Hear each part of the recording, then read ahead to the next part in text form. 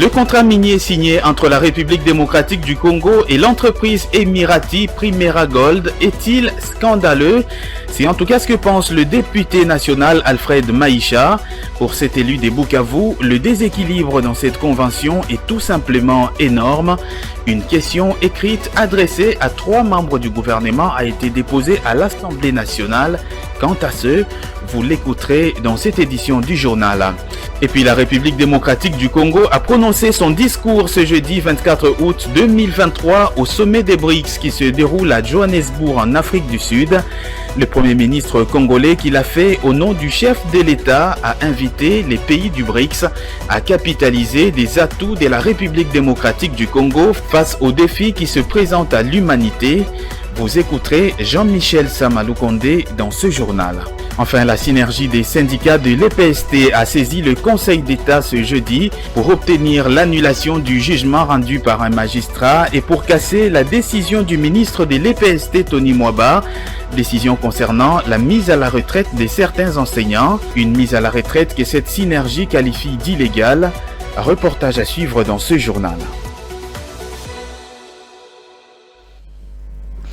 Voilà tout pour les titres de cette édition du journal. Bienvenue à toutes et à tous dans cette énième livraison d'informations sur votre télévision. Le contrat minier, les contrats d'exploitation minière signés entre la République démocratique du Congo et l'entreprise émirati Primera Gold est-il scandaleux? C'est effectivement ce que pense le député national Alfred Maïcha qui a déposé ce jeudi 24 août 2023 une question écrite à 3 membres du gouvernement congolais, à savoir Adel Kainda du portefeuille, Antoinette Nsamba des mines et Nicolas Kazadi des finances. Pour cet élu des Bukavu, cette convention accorde à Primera Gold un monopole d'exploitation des matières premières au pays de Lumumba pendant 25 ans et plusieurs exonérations illégales. Je vous prie de l'écouter. La société Primera est une société de droit des Émirats arabes unis. Au terme de cet accord, il est indiqué que la société Primera et la République démocratique du Congo créent ensemble des sociétés Primera RDC. 2 sociétés Primera RDC. L'une, Primera Gold, pour l'or, et l'autre, Primera Metals, pour le 3T. Mesdames et messieurs la presse, il s'agit d'une mafia organisée. Pourquoi? Chaque société Primera n'apporte que $20 000. Et dans les $20 000, la RDC apporte 9 000 et la société Primera n'apporte que 11 000. Mais à cause de 11 000 $, les 3 membres du gouvernement accordent un monopole pendant 25 ans pour l'or, pour le coltan, pour la cassiterie, pour le cobalt, bref, 3T pendant 25 ans pour toutes les provinces du Nord Kivu, du Sud Kivu et du Maniema. Mesdames et messieurs, c'est inadmissible. Maintenant, en termes d'obligations, la République démocratique du Congo s'engage à engager la société Sakima, qui est propriétaire de tous ces gisements, à signer un accord avec la société Primera pour 25 ans, en sorte que, à raison de seulement 11 000 $, Primera soit la seule société à pouvoir commercialiser l'or congolais, soit la seule société à pouvoir commercialiser le coltan, le cobalt, la cassiterite pendant 25 ans. Et ce n'est pas fini. On accorde à la société Primera un régime fiscal privilégié, plusieurs exonérations inédites, et là où elle doit payer au taux de réduction scandaleuse. Rien que pour le coltan. Je l'ai également annoncé dans le sommaire de ce journal au dernier jour du 15e sommet des BRICS qui s'est tenu à Johannesburg en Afrique du Sud et avant la déclaration conjointe sanctionnant la fin de ces assises, le Premier ministre Jean-Michel Samaloukonde est intervenu ce jeudi 24 août 2023 devant les chefs d'État et des gouvernements membres de cette organisation et des pays invités pour prononcer le discours de la République démocratique du Congo au nom du président de la République Félix-Antoine Tshisekedi. Dans son allocution, le chef du gouvernement congolais a entre autres appelé les États membres de cette organisation à capitaliser les atouts de la République démocratique du Congo. On l'écoute. Nous venons ici comme pays invité et nous avons tenu à marquer notre présence pour non seulement appuyer les relations bilatérales que nous avons avec la République sud-africaine, mais aussi multilatérales au regard de tous les pays membres du BRICS et les pays invités que nous avons pu avoir pendant ce sommet. Nous avons réaffirmé, au regard des questions de l'heure qui sont discutées, ces questions climatiques, ces questions financières et économiques au vu des chocs qu'a connu la planète, notamment avec la pandémie à Covid-19. Et nous apportons aujourd'hui, de par notre position géostratégique, tant au niveau forestier, au niveau minier, des solutions, et comme nous nous faisons souvent appeler pays solutions, c'est ça que nous avons voulu présenter, en disant que notre potentiel énergétique, au moment où le pays a plus besoin d'être industrialisé, est disposé à aussi recevoir des financements dans ce secteur-là. Donc nous partons de ce sommet satisfaits d'avoir répondu à cette invitation et nous restons confiants qu'au regard de l'implication de tous les pays au niveau de ce sommet et de l'invitation que la République démocratique a faite, nous allons avoir des financements dans les prochains jours qui vont venir dans ces secteurs que nous avons énumérés. Nous n'avons pas manqué d'évoquer la question sécuritaire à l'est de la République démocratique du Congo, qui pour nous reste toujours la priorité des priorités.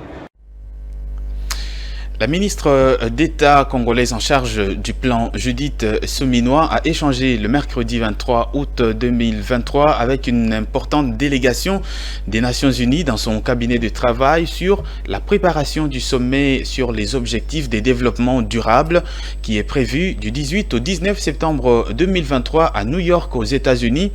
Cette délégation a été conduite par Bruno Lemarquis, coordonnateur humanitaire du système des Nations Unies en RDC. Regardez. Lors de cette rencontre, elles ont échangé sur la préparation du prochain cadre des coopérations du développement des Nations Unies avec la République démocratique du Congo, ainsi que la transition de la MONUSCO. Concernant ces sommets, sur les objectifs de développement durable, le coordonnateur humanitaire du système de l'ONU en RDC, Bruno Lemarquis, a précisé que ce sommet a été convoqué par le secrétaire général des Nations Unies avec tous les États membres. La RDC sera représentée par le président de la République, Félix-Antoine Tshisekedi, qui aura l'occasion d'expliquer les différents progrès du pays par rapport à la mise en œuvre des objectifs de développement durable, le défi et la volonté nationale pour accélérer les processus de développement. En ce qui concerne la transition de la MONUSCO, Bruno Lemarquis a précisé que ces plans conjoints a été acté par le chef de l'État en 2021 et en août 2022. Il a été révisé à la demande du chef de l'État congolais. À encore Bruno Lemarquis, il reste une étape importante entre le gouvernement de la République démocratique du Congo et les membres du Conseil de sécurité pour que le gouvernement exprime son désir et fasse sa demande par rapport à l'accélération du processus. De son côté, la ministre d'État en charge du plan, Judith Suminwa, a rassuré la délégation de l'ONU quant à la participation de la RDC au prochain sommet sur les objectifs de développement durable. Dans le reste de l'actualité, le Centre congolais de recherche sur la pauvreté a organisé un séminaire ce jeudi au bâtiment du ministère de l'Intérieur sur l'entrepreneuriat féminin avec les femmes de plusieurs ministères. C'était une occasion pour elles justement de savoir comment gérer pour bien vivre après la retraite. Les détails dans ce reportage de Claude Kungu et Eddie Boma.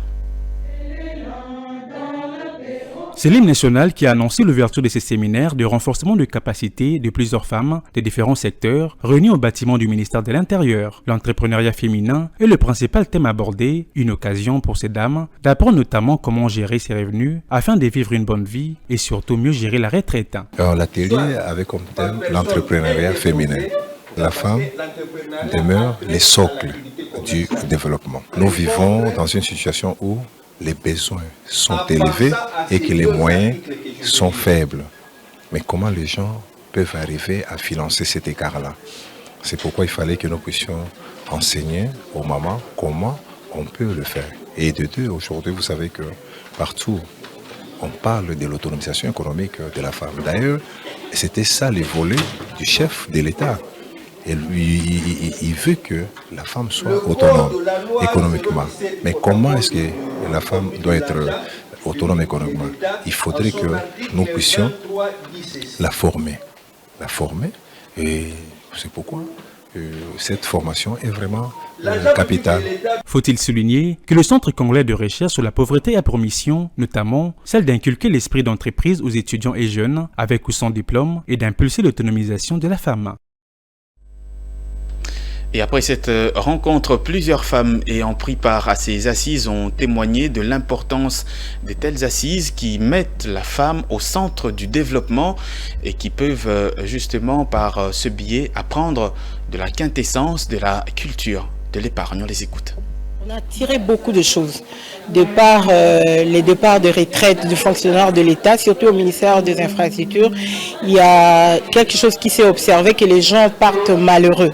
Et donc c'est comme ça que dans le cadre de l'association, nous avons voulu parler de l'entrepreneuriat féminin, qui aide quand même la femme à avoir plus d'activités récréatrices de revenus pour lui permettre de tenir les deux bouts du mois. Parce qu'aujourd'hui, il faut le reconnaître, les salaires que l'État nous paye ne suffisent plus. Et donc, nous avons tiré beaucoup de choses, on nous a donné quelques astuces. Donc, ça a été vraiment très riche en enseignement. Il faut toujours préparer son avenir, il faut toujours savoir ce qu'on va faire demain. Et aujourd'hui, on nous a interpellés pour savoir comment ne pas être une charge pour les autres. Et surtout en tant que femme, où le poids culturel existe, où l'on veut un peu continuer à écarter la femme pendant que c'est le second pied ou le pilier de tout développement socio-économique, de toute avancée financière. Parce que vous savez que quand la femme est développée, c'est la société tout entière qui est développée. Une nouvelle opération des ponts aériens humanitaires de l'Union européenne vient vers l'est de la République démocratique du Congo pour acheminer des fournitures essentielles dans la ville de Goma. Se déroule actuellement. Ces fournitures serviront à renforcer l'intervention humanitaire de cette organisation dans la partie est de la RDC où la situation est très instable. Tony Antoine Dibendila. Pour atténuer cette situation précaire, l'Union européenne organise 2 vols au départ de l'Europe, assurant les transports de plus de 180 tonnes de matériel au total, y compris des fournitures médicales et alimentaires. Ces ponts aériens humanitaires se composent de 2 vols entre l'Europe et la Nairobi, d'où les fournitures sont acheminées à Goma, cette ville de l'Est de la RDC. Les 2 premiers vols sont arrivés à Goma le 22 août 2023 et 8 vols de ce type au total devraient se dérouler jusqu'à la fin du mois d'août 2023. Ces ponts aériens humanitaires fait suite à une opération similaire qui a eu lieu entre mars et mai 2023, au cours de laquelle 260 tonnes de fournitures au total ont été transportées en 7 vols. L'UE s'emploie avec ses partenaires, notamment à fournir une aide axée sur l'assistance alimentaire et la nutrition, les abris, la protection, les soins de santé d'urgence, y compris les soins prodigués aux survivants des violences sexuelles, et à améliorer la situation en matière d'eau, d'assainissement et d'hygiène. Je l'ai également annoncé dans le sommaire de ce journal. La synergie des syndicats de l'enseignement primaire, secondaire et technique EPST en sigle a saisi la Haute Cour et le Conseil d'État respectivement pour annuler le jugement rendu par un magistrat et pour casser la décision du ministre de l'EPST, Tony Mwaba, une décision concernant la mise à la retraite de certains enseignants qu'elle qualifie d'illégale. L'audience qui a été fixée pour ce jeudi 24 août 2023 a été renvoyé à une date ultérieure. Betty Tamfumu et Pichunzita. L'audience fixée ces jours devait permettre aux magistrats de présenter ses moyens de défense. Ils accusent les jugements rendus par ces magistrats Dieudonné Bangoulou de ne pas refléter la réalité. Le secrétaire général de Sinecat, Jean Bosco Pouna, estime que le droit n'a pas été dit. Nous sommes sur le dossier des enseignants retraités irrégulièrement et de manière cavalière par les ministres de l'EPST. Vous savez que nous avons saisi la haute cour, le Conseil d'État, justement pour casser la mesure du ministre et réhabiliter les enseignants qui ont été injustement retraités.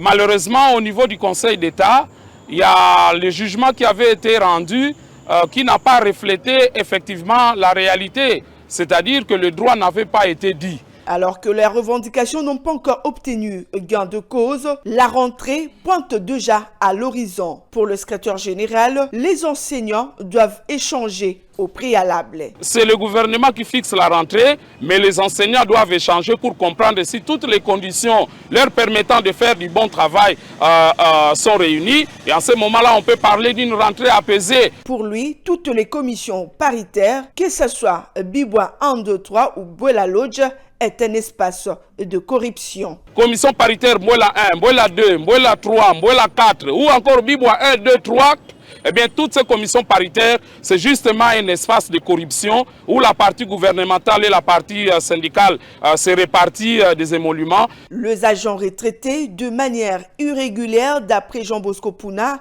doivent être réhabilités. Il a laissé entendre qu'une assemblée générale est projetée pour le lundi 28 août prochain, regroupant tous les agents et les fonctionnaires de l'État, mais aussi les retraités concernés. Et tout à fait autre chose dans ce journal, la DGRK a annoncé la semaine dernière le lancement d'une campagne de recouvrement forcé de la vignette dans les prochains jours, le 8 septembre pour être précis. Interrogés à ce sujet, certains taximens et mototaximens de Kinshasa se disent non informés quant à ce et demandent également à la régie financière de la ville de Kinshasa un moratoire supplémentaire pour se conformer. Ils se sont exprimés ce jeudi au micro des Juvette Mbelou et Défi Tchela. Oui, c'est bien. Nous accueillons positivement cette mesure visant les recouvrements forcés dans les prochains jours. C'est tout à fait rationnel. Il est de notre devoir en tant que citoyens congolais de payer le taxe et impôts exigés par les autorités. Bien que ces dernières nous aient déjà accordé une prolongation d'1 mois pour nous conformer à ces exigences, nous en sollicitons une autre. Face à la conjoncture économique difficile, associée à cela, la préparation de la rentrée scolaire de nos enfants, nous sollicitons de nouveau une allégeance de nos autorités. Après, nous n'aurons plus d'autres excuses et on pourra procéder au recouvrement forcé. L'expérience passée ne donne pas à beaucoup d'entre nous le courage de nous conformer au paiement de la vignette. Mais nous avons foi que cela ne va pas se répercuter.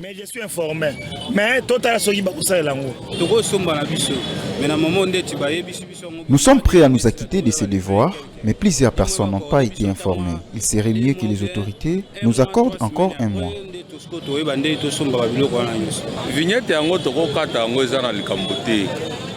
Par rapport à cette obligation de nous conformer à la vignette, on n'en voit pas d'inconvénient. En parallèle, nous déplorons seulement les arrestations arbitraires qui pourraient naître de ces recouvrements forcés. Nous sommes déjà victimes sur terrain, que nous ayons ou non nos documents, nous sommes des victimes expiatoires de quelques agents mal intentionnés. J'estime que les autorités doivent avoir un regard soutenu là-dessus afin que cette campagne de recouvrement forcé ne se transforme pas en un objet de tracasserie.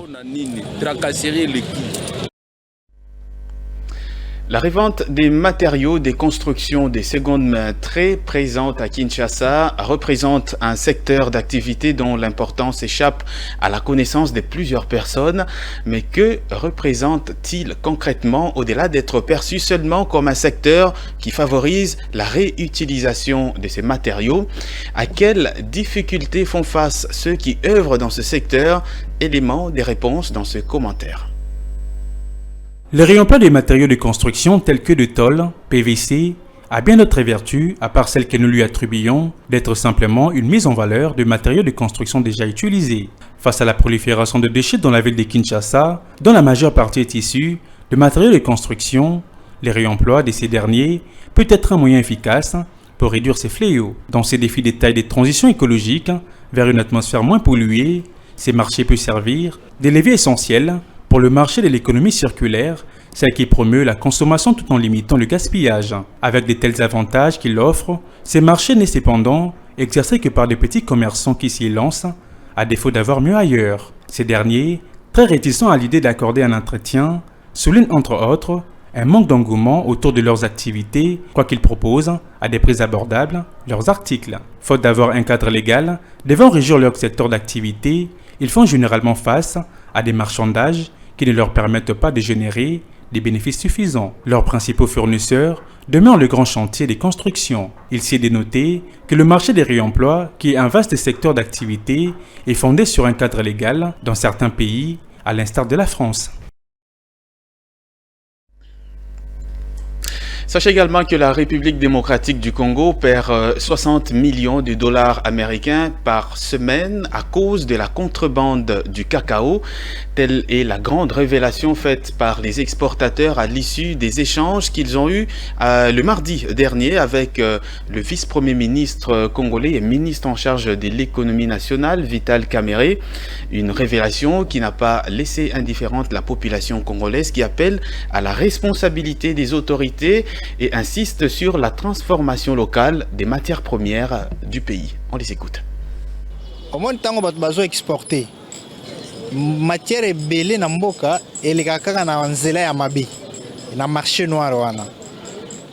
La plupart de nos produits miniers, voire certains de nos produits agricoles, sont illégalement exportés à l'étranger. Et l'État congolais perd beaucoup d'argent à cause de ces marchés noirs. Il en va énormément de la responsabilité de nos autorités d'organiser ce secteur pour décourager et même juguler ces genres de mauvaises pratiques. Nous appelons également les autorités à mettre en application la politique de transformation de nos matières premières. Cela permettra de réduire cette farfelie, obligation d'exporter toujours nos matières premières dans des conditions illégales. C'est inimaginable de perdre 60 millions de dollars par semaine, pourtant les social de la population laissent à désirer.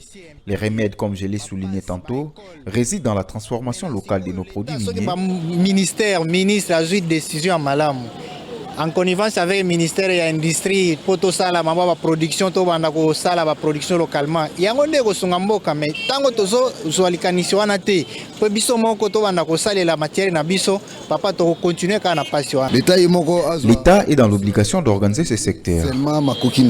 Les conditions socio-économiques du pays ne seront jamais stables tant que nous n'appliquerons pas la politique de transformation locale de nos produits miniers ou agricoles.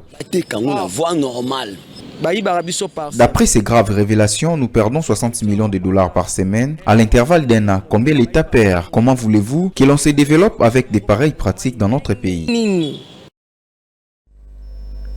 La revue de presse, c'est tout de suite et maintenant avec Jonathan Bakele.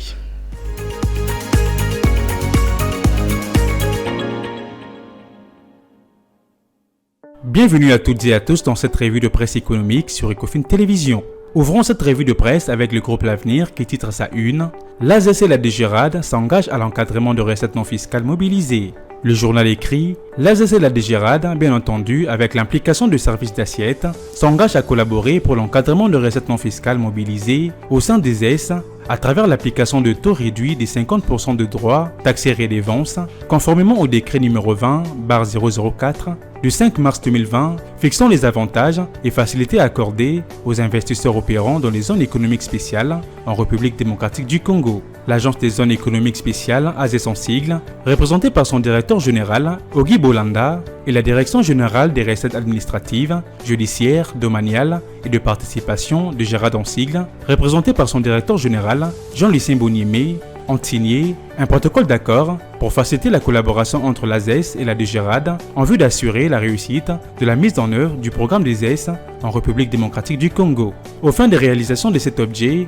le parti s'accorde d'échanger les informations utiles pour la bonne exécution du présent protocole d'accord. Cette cérémonie s'est déroulée en présence de Madame le DGA de la DGRAD. Au terme de l'article 4 du décret numéro 15/007 du 14 avril 2015, tel qu'est modifié et complété par le décret numéro 18/0056 du 28 décembre 2018, l'ASES a reçu la plénitude des compétences pour assurer la mission de développement des zones économiques spéciales en République démocratique du Congo, lequel sont des espaces géographiques bénéficiant d'un régime juridique particulier qui le rend plus attractif pour les investissements nationaux et étrangers. Le journal poursuit, il vise également la redynamisation de la politique l'industrialisation du pays, l'intégration économique et la transformation des ressources naturelles. Pour que l'ASES atteigne les résultats escomptés, elle a besoin de l'implication de la collaboration de la DGRAD.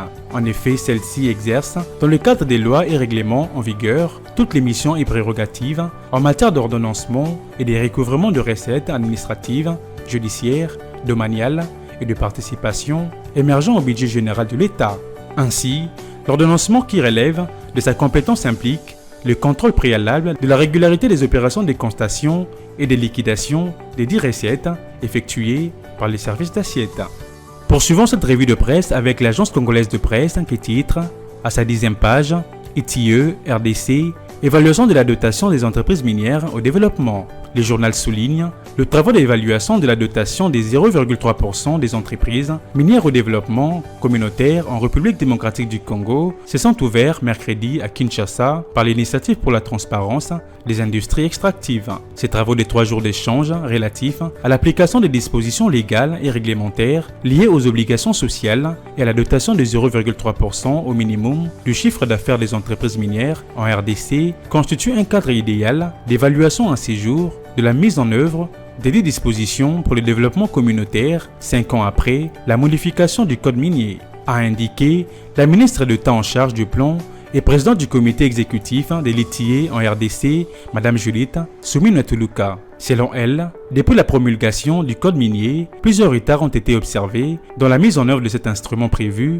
par les législateurs, qui était au départ une pratique d'Nteke Fungurume Mining, élargie maintenant à toutes les entreprises pour que réellement les communautés qui sont impactées par l'exploitation minière puissent avoir un démarrage sur le plan socio-économique. Cette dotation des 0,3% concerne les investissements locaux répondant aux questions des objectifs de développement durable. Le coordonnateur national de l'ITIE en RDC, Jean-Jacques Kayembe, a pour sa part précisé que cet atelier est issu du rapport publié par l'ITIE sur la thématique de la mise en œuvre de cette dotation qui a décelé les différents défis. À ce titre, a-t-il renchéri, les parties prenantes doivent analyser ensemble ces défis en vue de formuler des recommandations pour améliorer la mise en œuvre de cette dotation et l'exécution de cahiers des charges connaissent encore du retard dans le chronogramme malgré les signatures de 10 parties. Ces assises sont organisées par le comité exécutif de l'ITIE avec les soutiens financiers de la coopération allemande, de l'Union européenne, du Centre Carter et TCC.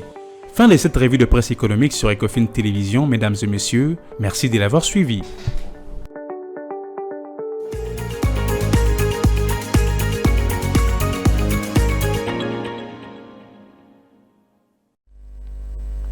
Nous sommes arrivés à la fin de cette édition du journal, mais si vous nous avez pris diffusion en cours, voici tout de suite le rappel des titres. Le contrat minier signé entre la République démocratique du Congo et l'entreprise émirati Primera Gold est-il scandaleux? C'est en tout cas ce que pense le député national Alfred Maïcha. Pour cet élu des Bukavu, le déséquilibre dans cette convention est tout simplement énorme en défaveur de la RDC. Une question écrite adressée à 3 membres du gouvernement a été à cet effet déposée à l'Assemblée nationale. Vous l'avez écouté dans ce journal. Et puis au sommet des BRICS qui se tient à Johannesburg en Afrique du Sud, la République démocratique du Congo a prononcé son discours ce jeudi 24 août 2023. Le Premier ministre congolais, qui l'a fait au nom du chef de l'État, a invité les pays du BRICS à capitaliser les atouts de la RDC face aux défis qui se présentent à l'humanité. Vous avez écouté Jean-Michel Samaloukonde dans ce journal. Enfin, la synergie des syndicats de l'EPST a saisi le Conseil d'État ce jeudi pour obtenir l'annulation du jugement rendu par un magistrat et casser la décision du ministre de l'EPST Tony Mwaba, une décision concernant la mise à la retraite de certains enseignants. Une mise à la retraite que cette synergie qualifie d'illégale. Un reportage que vous avez suivi dans ce journal. Fin complète de cette édition du journal sur votre télévision. Merci à toutes et à tous de l'avoir suivi. Je vous souhaite une excellente suite des programmes sur nos antennes.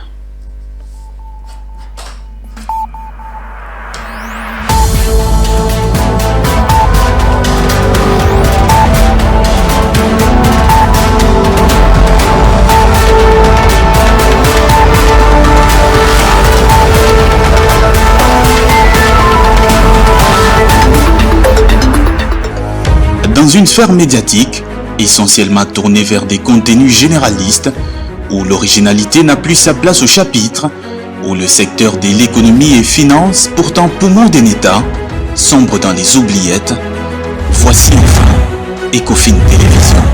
Économie et finance télévision, votre chaîne thématique essentiellement économique, vous offre un contenu original. Nous traitons des questions monétaires, commerciales, énergétiques, minières, pétrolières et environnementales. Notre créneau, vous proposer des informations, des analyses, des perspectives et prévisions économiques. Ecofin Télévision vous permet également de comprendre la coopération entre les États et les institutions, sans oublier l'épineuse question de la dette. Ecofin Télévision, tout savoir sur les investissements, les échanges commerciaux, la balance commerciale et la balance des paiements, le taux d'échange, l'état des lieux de la lutte contre les détournements des finances publiques, la coopération bilatérale ou multilatérale. Ecofin Télévision vous explique comment l'économie nationale est directement liée à l'économie mondiale. Notre particularité fait notre originalité. C'est pourquoi nous disons Ecofin Télévision, mieux que savoir sur l'économie et finances, comprendre.